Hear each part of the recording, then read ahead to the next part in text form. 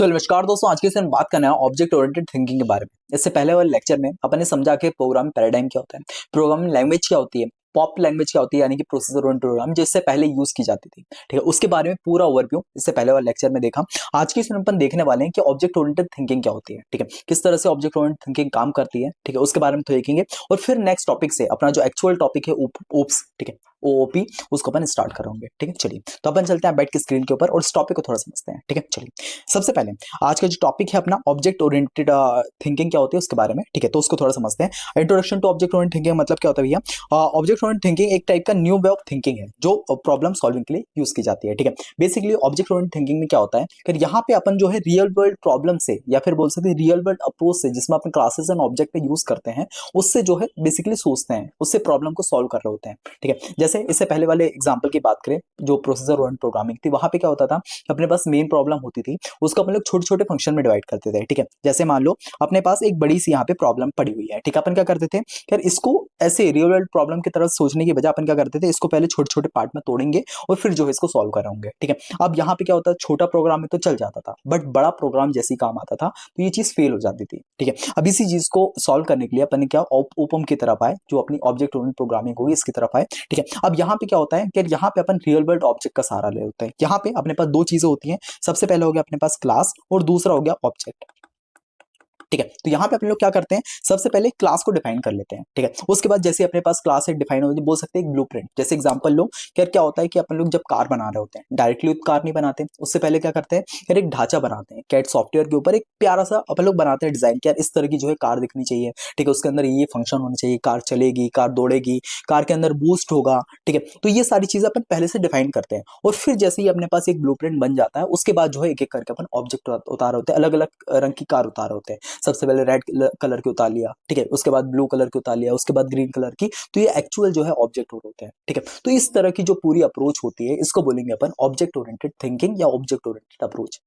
Clear हुई? ठीक है, तो ये पूरा सिनेरियो रहता है। इसको आप थ्योरी में किस तरह से पिरोना है, क्योंकि एग्जाम में क्वेश्चन बन सकता है कि ऑब्जेक्ट ओरिएंटेड थिंकिंग क्या होती है। ठीक है, तो वो आप किस तरह से बताओगे वो थोड़ा समझ लो। ठीक है, अब यहाँ पे अपन ने थोड़ा सा चीज समझा कि ऑब्जेक्ट ओरिएंटेड थिंकिंग क्या होती है, एक न्यू वे ऑफ थिंकिंग होती है जहाँ पे जो प्रॉब्लम सॉल्विंग के लिए यूज की जाती है। उसके बाद क्या, instead of focusing on steps, ठीक है, कि डायरेक्टली स्टेप छोटे छोटे स्टेप्स में तोड़ने की जगह यहाँ पे क्या होता है कि रियल वर्ल्ड ऑब्जेक्ट में चीजों को बनाया जाता है। ठीक है, जैसे यहाँ पे देखोगे हर एक ऑब्जेक्ट का इसका खुद का डाटा होगा और उसकी खुद का बिहेवियर होगा। ठीक है, इसको एक छोटे से एग्जांपल की वजह से अपन लोग समझते हैं। ठीक है, जैसे मान लो यहाँ पे मैं एग्जांपल लेता हूँ। ठीक है, यहाँ पे मान लो अपन ने वही कार बनाने का लिया। ठीक है, कार बनाने के लिए अपन ने देखा कि यार कार का कोई कलर होगा। ठीक है, कलर हो गया।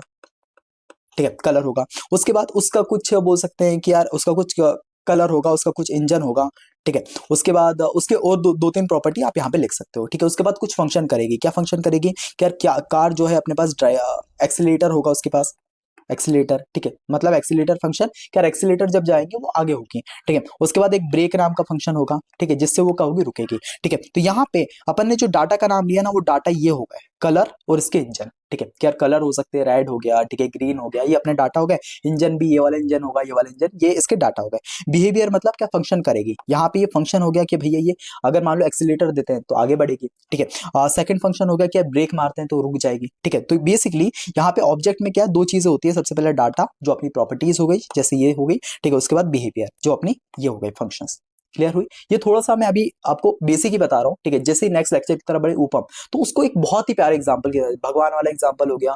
ठीक है, मतलब वो मनु महाराज जो बोलते हैं ना कि अपने लोग आए थे कि उन्होंने फिर सबकी रचना की, उस एग्जांपल की मदद थोड़ा सा आप लोग समझेंगे। ठीक है, बट अभी सिंपली आपको थोड़ी सी अप्रोच समझा रहा हूँ। ठीक है, उसके बाद थोड़ा सा और आगे बढ़ते हैं कि यार इस thinking is closer to the real life. ठीक है, so program become easier to understand, ये रियल लाइफ की तरफ वर्क होती है, जिससे अपन आराम से अंडरस्टैंड कर सकते हैं हर एक प्रोग्राम को। ठीक है, उसके बाद object oriented thinking form a large base of object oriented programming, जिसको अपन OOPS बोलते हैं। तो कुछ इस तरह से अपन चीजों को, ऑब्जेक्ट ओरिएंटेड थिंकिंग को एग्जाम में प्रेजेंट करके आ रहे होंगे। क्लियर? ठीक है भैया, उसके बाद यहाँ पे meaning of object oriented thinking का मतलब क्या होता है, क्या it means breaking a problem into real world object. ठीक है, यहाँ पे फंक्शंस को जो है एक बड़ी सी प्रॉब्लम को उठा के यहाँ पे छोटे छोटे पार्ट में तोड़ा नहीं जाता। यहाँ पे क्या कर रहा है, जो प्रॉब्लम होती है ना, उसको रियल वर्ल्ड ऑब्जेक्ट के साथ थोड़ा सा ब्रेक किया जाता है। ठीक है, उसके साथ थोड़ा रियल वर्ल्ड ऑब्जेक्ट के साथ बनाया जाता है। ठीक है, जैसे हर एक ऑब्जेक्ट जो है ट्रीट होते हैं इंडिपेंडेंट एंटिटी की तरह, उसके बाद ऑब्जेक्ट जो है इंटरेक्ट करते हैं कंप्लीट अ टास्क, ठीक है, एक दूसरे से एक कंप्लीट टास्क कराने के लिए, ठीक है। तो कुछ इस तरह से पूरी की पूरी ऑब्जेक्ट ओरिएंटेड थिंकिंग काम करती है, ठीक है। इन सिंपल वर्ड,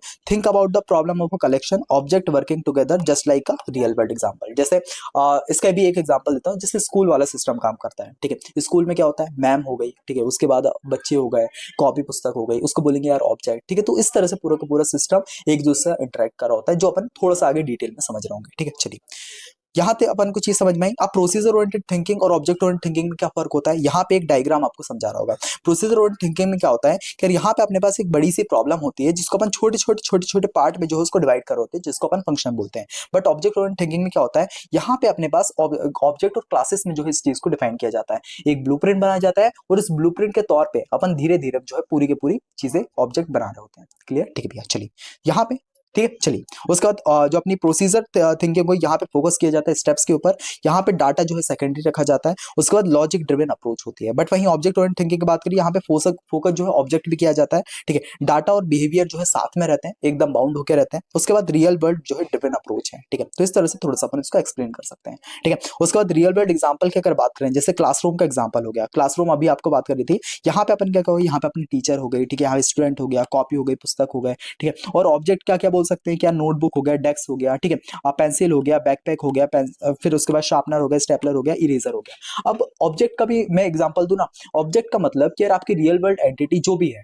ठीक है, आसपास जो भी लोग दिख रहे हैं ना, वो सब एक ऑब्जेक्ट है। इसका मतलब क्या भैया आपका फोन कवर है, क्या ऑब्जेक्ट है, हाँ भैया ऑब्जेक्ट है। क्या मेरे पास हाथ में पेन है, ये भी ऑब्जेक्ट है, हाँ ऑब्जेक्ट है, ठीक है। मैं खुद एक ऑब्जेक्ट हूँ, हाँ मैं ऑब्जेक्ट हूँ। तो इस तरह से जो भी आपके आसपास दिख रहे हैं वो सब एक ऑब्जेक्ट कहलाता है, ठीक है। जैसे यहाँ पे आप देखोगे ऑब्जेक्ट है ना, क्लासरूम क्या क्या हो जाएगा भैया, स्टूडेंट हो जाएगा, टीचर हो जाएगा, क्लासरूम हो जाएगा, सब्जेक्ट हो जाएगा। ये सब्जेक्ट है, उसकी कुछ प्रॉपर्टीज होगी, जैसे स्टूडेंट का क्या होगा, रोल नंबर होगा, नेम होगा, ठीक है। उसके बाद टीचर का क्या होगा, नेम होगा और सब्जेक्ट होगा। उसके कुछ बिहेवियर्स होंगे, क्या स्टूडेंट जो क्या कर रहा होगा, स्टडी कर रहा होगा, वो अटेंड कर रहा होगा क्लास को, ठीक है। उसके बाद टीचर क्या कर रहा होगा, टीच कर रहा होगा, इवेलुएट कर रहा होगा। तो इस तरह से उसके अंदर कुछ फंक्शंस होंगे जिसको अपन बोल सकते हैं, कुछ प्रॉपर्टीज होगी जिसको अपन डाटा बोल देंगे, और दूसरा बिहेवियर होगा जिसको अपन मेथड बोल सकते हैं कि वो क्या परफॉर्म कर रहा होगा। क्लियर, ठीक है भैया। चलिए, this is the object oriented thinking. I hope आप सभी को ये लेक्चर जो है बहुत ज्यादा पसंद आ रहा होगा। इसके अलावा बाकी सब्जेक्ट हैं, जैसे डिस्क्रीट हो गया, डीएसए हो गया, डिजिटल हो गया, कुछ कॉम्बो बैचेस भी हो गए सीएससी आईटी एमएल ब्रांच के। तो ये सभी चीज आपको लास्ट मिनट की ऐप पे मिल जाएगी, एंड उसके अलावा वेबसाइट पे भी आप चेकआउट कर सकते हो, ठीक है। तो वहां पे क्या होगा कि यार ये सब्जेक्ट को अपन बहुत अच्छे तरीके से करेंगे, चाहे वो लेक्चर्स हो गए, नोट्स हो गए, साथ में पीआईक्यूज भी करा रहे होंगे, आपको प्रॉपर सपोर्ट भी मिल रहा होगा, मेरे पर्सनल जो नंबर है वो भी आपको वहां पे शेयर किया जाएगा, ठीक है। तो ये सभी चीजें आपको इन बैचेस के अंदर मिलेगी, जो आपको लास्ट मिनट की ऐप पे मिल रहे होंगे, ठीक है। तो आपको डिस्क्रिप्शन में इनके लिंक लगा दूंगा, वहां से जाके आप इसको डाउनलोड कर सकते हो, ठीक है। चलिए, तो अब लेक्चर को यहाँ पे कंटिन्यू करते हैं, ठीक है। आई नो थोड़ा सा चीजें कॉम्प्लेक्स हुई है, ठीक है, बट मैं चाहता हूँ अपन डायरेक्टली जो है जंप ना करें, ठीक है। प्रोसीजर ओरिएंटेड समझे, प्रोसीजर ओरिएंटेड अपन ने समझ लिया कि यार फंक्शंस को छोटे छोटे पार्ट में डिवाइड किया जाता है, ठीक है। वो क्यों फेल हुई वो भी अपन ने देख लिया कि यार डाटा कोई सिक्योर नहीं रहता, ये सारी चीजें, ठीक है। अब ऑब्जेक्ट ओरिएंटेड प्रोग्रामिंग में बढ़ने से पहले मैं चाहता हूँ क्या ऑब्जेक्ट ओरिएंटेड थिंकिंग को थोड़ा समझो, ठीक है। इसमें क्या होता है भैया, रियल वर्ल्ड ऑब्जेक्ट की तरह काम हो रहा होता है, ठीक है। यहाँ पे जो अपनी क्लास होती है और अपने पास ऑब्जेक्ट होते हैं।